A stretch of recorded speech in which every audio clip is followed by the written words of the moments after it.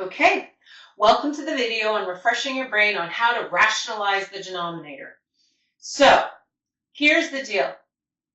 We like denominators to be nice and clean, and here's why. One thing you may or may not remember is a denominator tells you how many pieces are in the pie. And a pie has not a negative amount of pieces. It doesn't have a decimal amount of pieces. It has however many pieces you decided you were cutting the pie into. With me?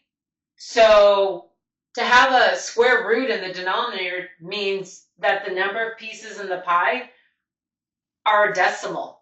Yeah, that doesn't make any sense. Okay, so let's go to number one. When we say rationalize, we want to get rid of the root that's in the denominator. In this case, it's a square root. So, something about fractions that you remember. What operation do you use to change the look of a fraction? Multiplication. Good. So that means I'm going to multiply the numerator and denominator by the exact same thing. Stay focused on the denominator, though, because that's my key.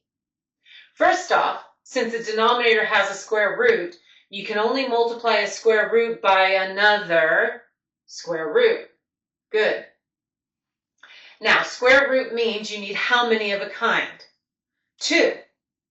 I have 1 2 here, which means I need a second 2.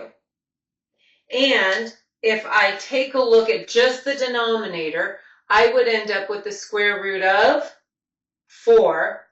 And the square root of 4 is simply 2. So it worked. I got rid of the radical out of the denominator. It worked, which means I'm going to do the same thing to the numerator, multiply it by the square root of 2. And yes, they don't write the little index of 2 here, though I think it's still important, but you know. So your result from rationalizing this denominator is the square root of 2 over 2. Cool? Okay. Let's look at problem number 2.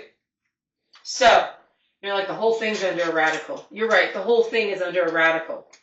And it's a square root, isn't it? Okay.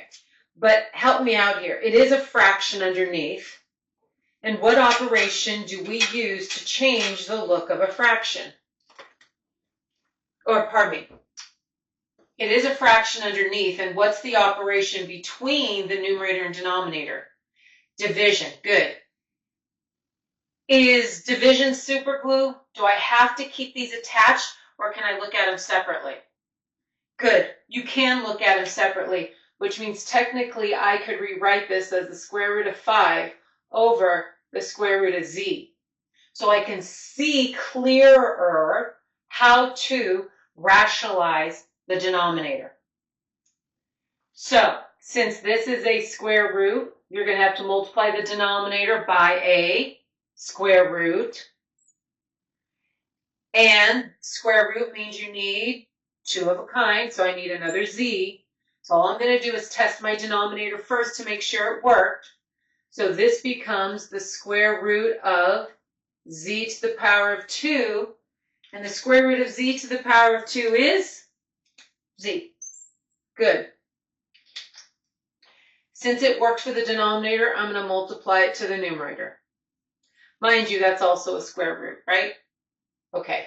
So in this numerator, you're going to get the square root of 5z. I can multiply those together because they're both under a square root, which means your result from rationalizing this denominator is the square root of 5z over z.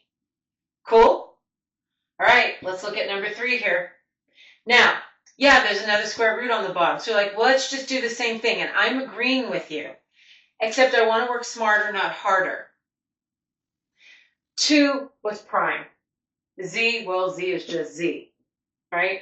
That was z to the power of 1, so not much I could do with it. But 20, if you break down the 20, do you notice that's 4 times 5? That's a couple of 2's, isn't it?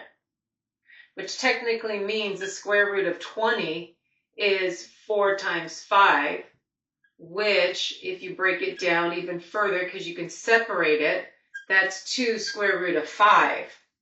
The square root of 20 can be simplified. So my recommendation is if you can simplify the square root you're looking at, then you should do it.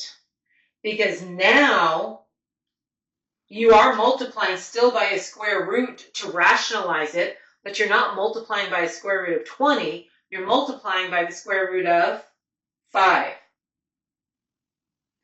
Top and bottom, that's right, because you're assuming your work is correct, and I am too. So let's just look at the denominator. So you have 2 times the square root of 25, and you know as well as I do, the square root of 25 is 5, which means in the denominator, you're going to get 10. Okay, let's look at the numerator. 5 times the square root of 5. Can I multiply those? Good. The answer is no, because this is a square root and this doesn't have a square root, which means I can't multiply a square root with a non-square root, so I leave it alone. With me? Okay. Yes, you're like, wait, it's a fraction. I can reduce it. Then you have to reduce it. So you get square root of 5 over 2. Here's the deal. If you multiply numerator and denominator by the square root of 20, that would have been fine. But one way or another, you were still going to have to take the square root of 20. You were still going to have to simplify somewhere along the way. And this is still the result you would have gotten had you multiplied the numerator and denominator by the square root of 20 to start with. Cool? Okay. I suggest going back, rewinding the video, maybe writing the problems down and working them on your own and going back and listening to this. Maybe change a variable or two or a number or two and see what happens. Hopefully this makes sense. Catch you on the flip side.